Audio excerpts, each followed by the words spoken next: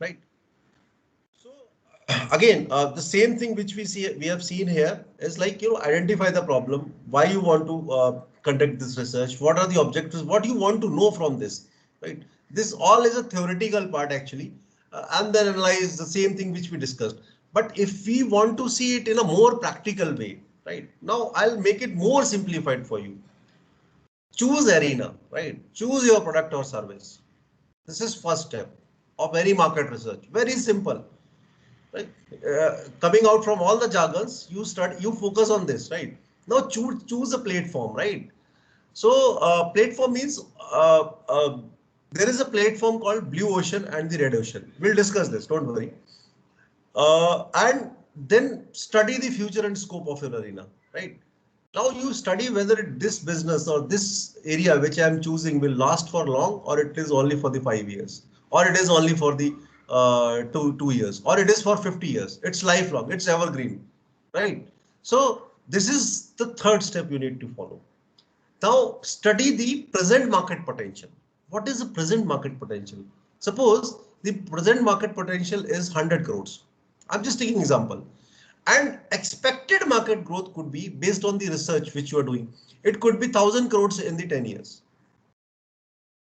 So again, I'm going back again, from the choose arena means choose your thought, choose your idea, process, product or service, which you have in your mind. Then choose a platform, right? This we'll discuss, don't worry, right? And then study the future and scope of your arena. Whether this will work for it should at least work for 10 years, right? Then study the market potential. The market potential means what is the current size of the market, whether it's 100 crores, whether it's 1,000 crores, and after 10 years, what is the expected size. Then you should also study the business participants. Who are the business participants? Whether there's a business participant or not, first thing. If it is there, or if they are there, who are they? Whether they are MNC players, whether they are the local players, whether they have, and what. Okay, now after studying the business participants, you will understand what kind of, we call it SWOT analysis, right? You might have heard, but again, I'll highlight this. S for the strength, W for the weakness, O for the opportunities, and T for the threats. This is the competitive edge. This is what, somebody asked me why Flipkart came out with this model.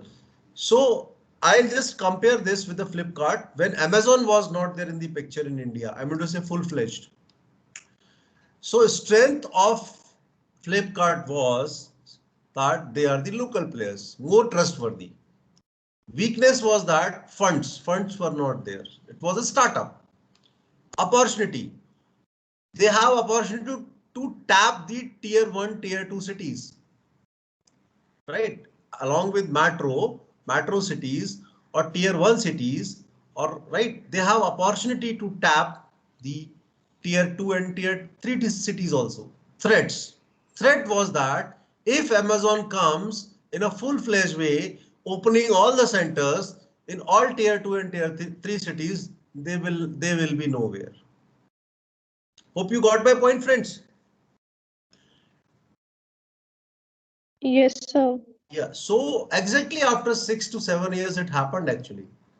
Amazon came into the picture and they have taken away the market of Flipkart. So I'm sure they have done the competitive analysis. This is called SWOT analysis also. So to suppose today you are planning to have a startup.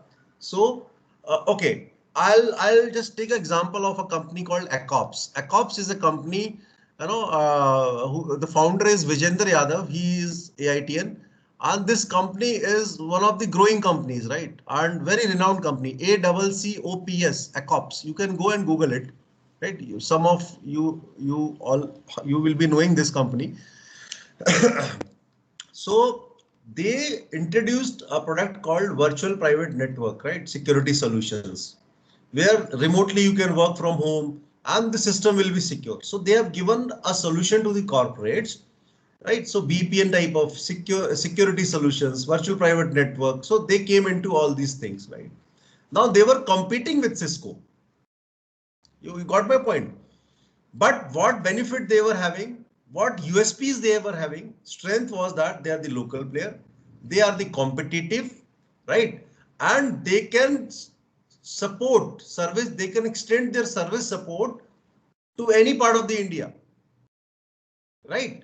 So these were the USPs, and that's why this company is thriving. They are cheaper, service at any time. Weakness might be they might be having less funds compared to Cisco. Opportunity full Indian market. And all the companies like mid-sized companies, MSMEs companies, those who can't invest much in the securities or the virtual private solutions, right? They will buy this product instead of going to Cisco. Threats. If tomorrow Cisco comes with, a product with cheaper price, right?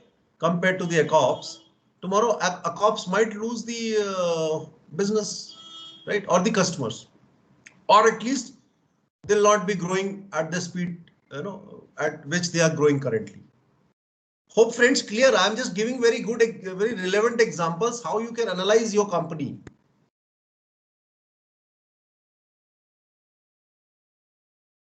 Yes, sir. Yeah. Now you will see. So you will say that Cisco is already there in the virtual private network solutions. So why this ACOPS? So they have something different. They have something different model, the same type of products, but they have some other USPs. So I can compare ACOPS and Cisco, equivalent to the Amazon and Flipkart. Right. Yes. And the next thing that you have to study is the what are the market segments. Suppose I have a market segment, B market segment, C market segment, and tomorrow I acquire fully A market segment. Now what I'll do? Should I throw my employees outside? No. So now then I have to plan for segment B, segment C. So this we'll discuss, no issues. But you should know all the market segments where you can pitch your product, where you can pitch your service. To start with, you have to take only one segment, and that is called target market. You can't go parallelly with all these segments because it needs resources, it needs time. So normally focus is the key to the success. Keeping this concept in the mind, you have to go with the target market only, right? Where you can get maximum benefits and maximum revenue, maximum profit. Okay, so then define the positioning. So this is the process actually. This is a simplified process. If you will go through this, it is a theoretical, but this will give you more clarity. Now I'll explain this in a detailed way so that you should be aware that when you carry out any market research, forget everything. You follow this only. Choose the arena, choose the platform, study the future and scope of your arena, study the present market and potential expected. So you can make all 8-10 slides like this only. Business participants, competitive edge, study the market segment, identify the target market, define the positioning. And this will be possible only once you go through the all data, primary data, secondary data, or any way you are choosing, right? But these slides should be there in your pitch deck because even investors, the angel investor ask these things only. This is my personal experience. That's why I'm telling you. So these things you should keep in mind.